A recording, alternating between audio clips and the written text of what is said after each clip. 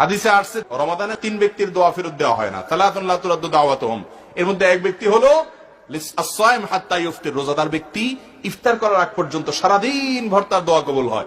আপনি চলছেন ফিরছেন উঠছেন বসছেন, হাত তোলাও জরুরি না, মনে মনে দোয়া করছেন, দোয়া কবুল হবে।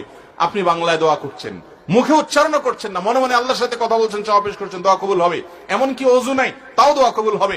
অজু দোয়ার জন্য শর্ত না, যদি অজু অবস্থা করতে পারলে ভালো। এই জন্য রোজাদার রোজা অবস্থায় ইফতারের আগ পর্যন্ত দোয়া করবেন।